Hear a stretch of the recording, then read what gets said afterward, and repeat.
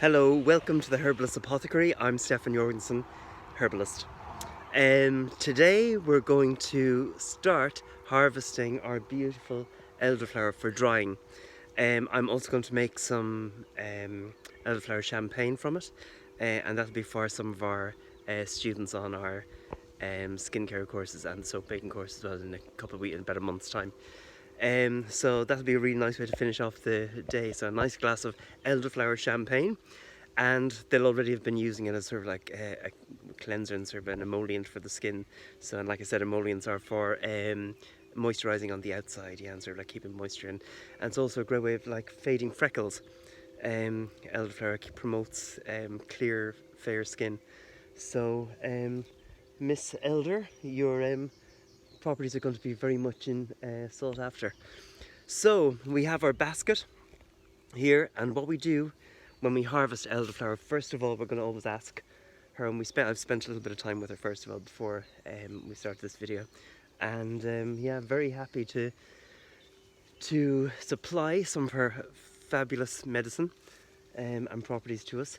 So what we're looking for when you harvest elderflower is, first of all, nice open flowers. So just as they are open, there's one up here which is a little bit, you can see it's falling and turning a little bit brown. We leave that, and we're going to let that develop into berries later on in autumn.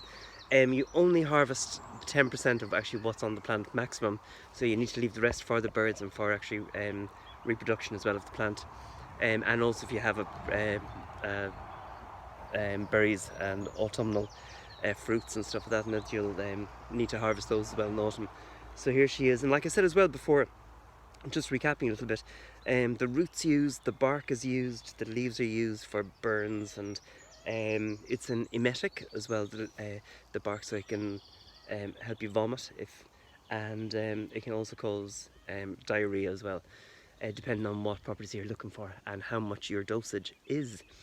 So we will find a nice little flower here. This one's absolutely perfect, and we just break just underneath, just there, if we can see that.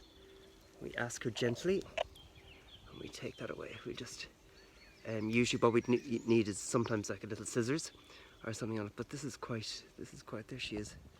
Yeah, and what we do then with these flowers like umbels and stuff, what we do is into the basket, yeah, we place it face down like that. There she is. And we cover the whole base of the basket in that. Don't put them on top of each other, because the chances are they'll go mouldy and a little bit off. Here's one more, and oh wow, this is happiness here in the garden. Oh yeah, great! It's a great life.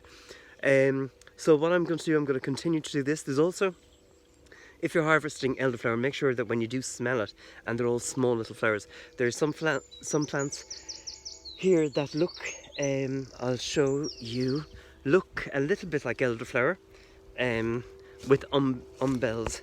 And here's one here. We're just starting to make a little wildlife pond here, just in the garden. You can see it digging it out a little bit. These here, now this is a thing called ground elder. Yeah, and if you break off one of the leaves here from this and you smell it, it smells like parsley or that sort of a smell to it. So that's ground elder. That is not elderflower. This one, once it comes, you can use this actually as a nutritive plant as well before it flowers. You can make it like spinach. And it tastes actually quite good. A little touch of parsley with the taste of it, but very good for you as well, vitamin C in it and all the rest. But don't use it when it's flowering, because it'll cause real bad stomach cramps and diarrhea as well. Oh, we're really on the toilet information today. There's another plant as well, which is hogweed, giant hogweed, and that is another one that sometimes it grows in between the elderflower. Now I've got some plants of it here just to, which they become very, very, very invasive. And here's this here is one of the leaves of it. It's a great big gigantic, it's almost like a prehistoric plant. You can see it just there. And here's another one. And they have little shards, little glass, they look like little glass hairs all the way down the stems and on the bottom of the leaves, and when they stick at you, if you brush past them, they sort of pierce the skin, and they go in and they start, once the juice that's in the plant goes onto the skin, you come in contact with sunlight, it swells into a huge blister, and it's very, very painful, and yeah, not the sort of thing that you want in the garden. So if you have a look at those, so the flowers on those look like elderflowers as well. They're bigger, and they sometimes in the hedgerows, when you see it in the countryside, that they're grown in between it, so some people will pick those as well and get the burns on their hands and stuff. So very careful, so you need to know what you're doing. Anyways, I'm going to go back to harvesting the gorgeous elderflower, and here we go. There's one nearly open, so we'll give that another couple of days. Always harvest as well when you're drying on a day where when the dew before midday or in the evening, so as soon as it's cooled down a little bit and the dew is evaporated and before the full sun hits it, and never when it's raining, because everything will go mouldy and stuff like that. So then you store it in a cool, dark place, and I have, obviously with these baskets here, they're really good. They loads of air to them, so I can stack those on top of each other and keep changing them around every day and check them every day as well.